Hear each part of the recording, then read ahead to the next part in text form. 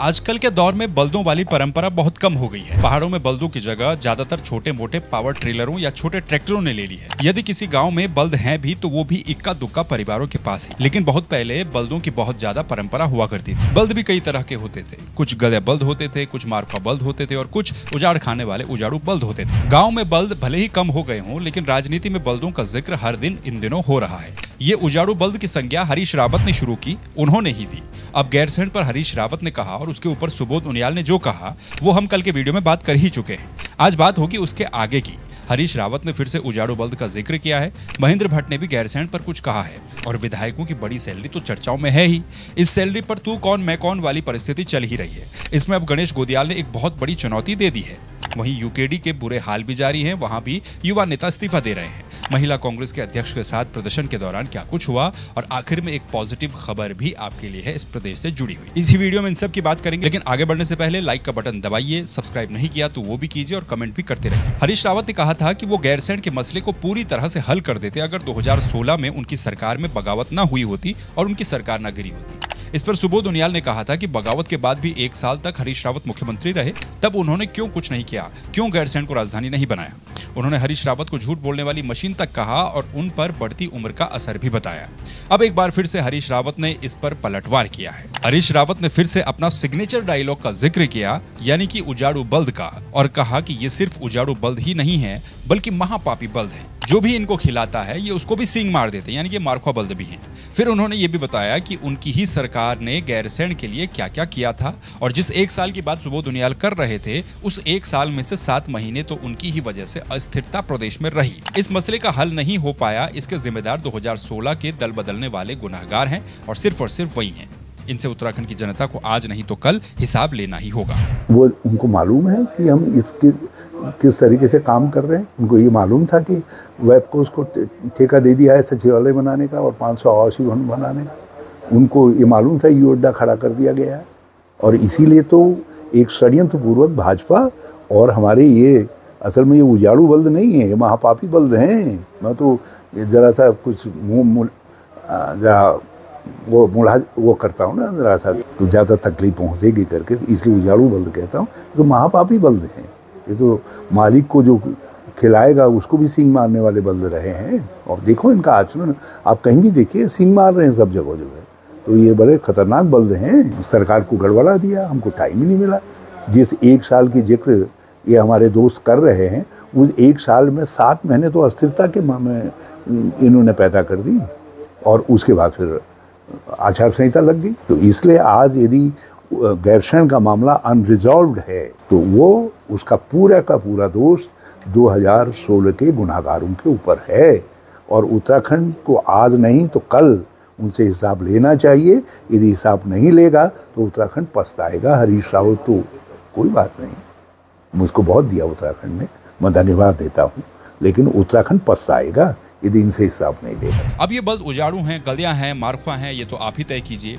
वहीं गैरसैंण पर खूब एक दूसरे पर वार हो रहे हैं। बीजेपी के प्रदेश अध्यक्ष महेंद्र भट्ट का भी एक बयान आया है जिसमें वो कह रहे हैं कि राज्य भी भाजपा ने बनाया, ग्रीष्मकालीन राजधानी भी भाजपा ने बनाई और आगे जो भी काम होगा उसको भाजपा ही करेगी, कांग्रेस सिर्फ राजनीति करती है। भाजपा ने बनाया, ग्रीष्मकालीन राजधानी भाजपा ने बनाई, गैरसैंण के विकास के लिए भाजपा कटिबद्ध है और आगे भी जो कुछ भी करना होगा वो भाजपा ही करेगी।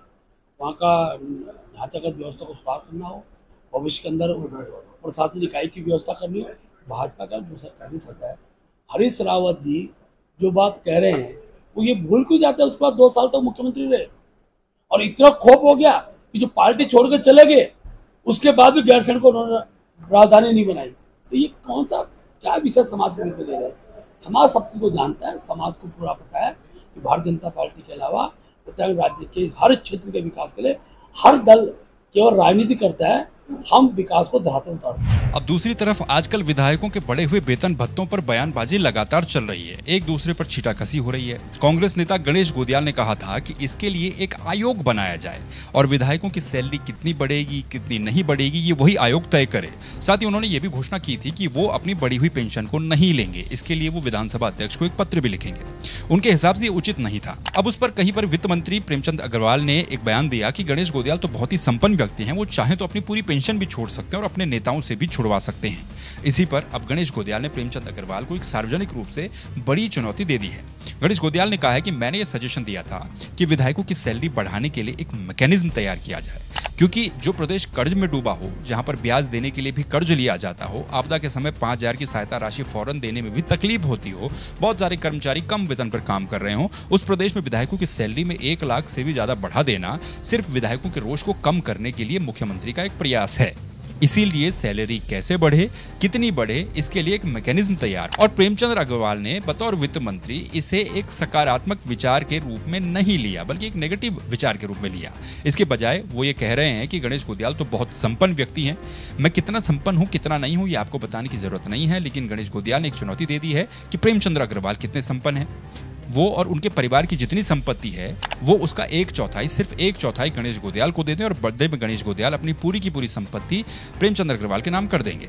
साथ ही गणेश गोदियाल के पेंशन अकाउंट की जांच भी करवाई जाए कि 1 महीने में गोदियाल की पेंशन कहां खत्म हो जाती है, और उन मंत्रियों के अकाउंट की जांच भी करवाई जाए जिनके अकाउंट से कई महीनों तक 1 भी रुपया विड्रॉल नहीं होता। अगर 1 भी रुपया उनके अकाउंट से कई महीनों तक विड्रॉल नहीं होता है तो फिर उनका खर्चा कैसे चलता है, इसकी भी जांच प्रेमचंद अग्रवाल को करवानी चाहिए। आप प्रदेश के वित्त मंत्री हैं, मैं आपको एक चुनौती देना चाहता हूं। मेरी जितनी संपन्नता है, मैं चाहता हूं कि आपके परिवार और आपकी जितनी संपत्ति है और मेरे परिवार और मेरे जितनी संपत्ति है, हम एक सौदा कर लेते हैं। आप मुझे अपना 1/4 दे दीजिए और मेरा जितना है वो पूरा आप ले लीजिए। मैं सार्वजनिक रूप से वादा आपसे कर रहा हूं, सार्वजनिक रूप से ये चुनौती भी आपके लिए है कि आपका और आपके परिवार की जितनी संपत्ति है उसमें आप सिर्फ 1/4 मुझे दे दीजिए, और अगर आप चाहते हैं कि मैं उसका खुलासा करूं कि वो क्या क्या है तो मैं वो भी करने को तैयार हूं, और आप भी स्वतंत्र हैं कि आप मेरा भी खुलासा कर सकते हैं। बहरहाल मैं आपको बता दूं कि गणेश गोदियाल को जो पेंशन मिलती है उस अकाउंट की भी जांच हो। आपकी सरकार तो जांच करने में माहिर है। गणेश गोदियाल की पेंशन में जिस दिन वो पेंशन आती है उस दिन से अगले 1 महीने तक वो पेंशन कहां खर्च होती है वो भी आप चेक कर लें, और आप ये भी चेक कर लें कि उस पेंशन अकाउंट में कितना पैसा बाकी है या मेरे अन्य अकाउंट में कितना पैसा बाकी है, वो भी आप चेक कर लें। और ये भी चेक होना चाहिए कि उत्तराखंड के आप जैसे मंत्रीगणों जिनका कि लाखों रुपए में आता है तनख्वाह वेतन जो भी है, उनके खाते भी चेक होनी चाहिए कि उनके कितने महीनों के खातों से 1 पैसा भी विड्रॉ नहीं हुआ। अगर आपके तनख्वाह में से 1 पैसा भी, ऐसे लोगों के तनख्वाह में से 1 पैसा भी कई महीनों तक अगर विड्रॉ नहीं होता है तो उनका खर्च कहां से चलता है, इसकी भी जांच होनी चाहिए। यूकेडी के युवा नेता मोहित डिमरी और लुसुन टोडरिया ने अपने पद से इस्तीफा दे दिया है। ये दोनों ही प्रदेश में मूल निवास और भू कानून की लड़ाई में महत्वपूर्ण भूमिका निभा रहे हैं, और इनकी तरफ से ये कहा गया है कि यूकेडी मूल निवास और भू कानून की लड़ाई को कमजोर कर रही है, जबकि यूकेडी एक क्षेत्रीय दल है। ये तो इसके मूल मुद्दे होने चाहिए थे। प्रदेश के मुद्दों पर यूकेडी हर बार चुप्पी साधे हुए रहती है, कुछ कहती नहीं है। ये कहना गलत नहीं होगा कि यूकेडी अपने वजूद की लड़ाई के भी आखिरी चरण में है। एक क्षेत्रीय दल की इतनी बुरी स्थिति प्रदेश में नहीं होनी चाहिए, लेकिन हो रही है। अगर आप चाहते हैं कि यूकेडी के डाउनफॉल पर एक पूरा अलग से वीडियो बनाया जाए तो उसके लिए भी आप कमेंट करिए कि ये वीडियो बनाएं या ना बनाएं। रुद्रपुर में नर्स की रेप और हत्याकांड की सीबीआई जांच और महिलाओं पर बढ़ रहे अपराधों पर महिला कांग्रेस ने एसएसपी कार्यालय के बाहर एक उग्र प्रदर्शन किया। इन महिला कार्यकर्ताओं के साथ पुलिस की तीखी नोकझोंक भी हो गई। ये वीडियो देखिए, इस पर कांग्रेस की ओर से अब कड़ी प्रतिक्रियाएं आ रही हैं, बड़े नेताओं की तरफ से भी। इसमें महिला कांग्रेस के प्रदेश अध्यक्ष ज्योति रौतेला हैं, जो कि बैरिकेडिंग के ऊपर हैं, और उनको बाहर धकेलने का काम किया जा रहा है। साथ में लाठी डंडे भी चलाए जा रहे हैं। बताया ये भी जा रहा है कि इस झड़प में वो बेहोश भी हो गई। विपक्ष कह रहा है कि सरकार पुलिस के जरिए विपक्ष को दबाने का काम कर रही है, और एक महिला होने के नाते जिस तरह का व्यवहार उनके साथ हुआ वो बहुत निंदनीय है। इन खबरों से इतर एक पॉजिटिव खबर भी है। इस बार शिक्षक दिवस के मौके पर राष्ट्रीय शिक्षक पुरस्कार 2024 के लिए उत्तराखंड से एकमात्र शिक्षिका का चयन हुआ है। चमोली जिले की शिक्षिका है कुसुमलता गड़िया। इनको नई दिल्ली में शिक्षक दिवस के मौके पर सम्मानित किया जाएगा। वो इस समय पोखरी ब्लॉक के राजकीय उच्चतर माध्यमिक विद्यालय में पढ़ा रही हैं। इससे पहले कुसुमलता का चयन शैलेश मटियानी राज्य शैक्षिक पुरस्कार के लिए भी हो चुका है। उन्होंने अपने विद्यालय में learning corner, painting, TLM, online classes, wall painting, poster अभियान के जरिए छात्रों को एक क्वालिटी एजुकेशन से जोड़ने का काम किया है। वो ये कहती हैं कि आज का युग डिजिटल का युग है, और इस युग में हर शिक्षक को और उनको भी हर दिन अपडेट होने की जरूरत होती है। ये बात कुसुमलता ने बहुत बड़ी बात बोली है, और कुसुमलता जैसे शिक्षक ही हैं जो कि समाज को एक नई दिशा की ओर ले जाने का काम कर रहे हैं, उत्तराखंड का भविष्य संवार रहे हैं।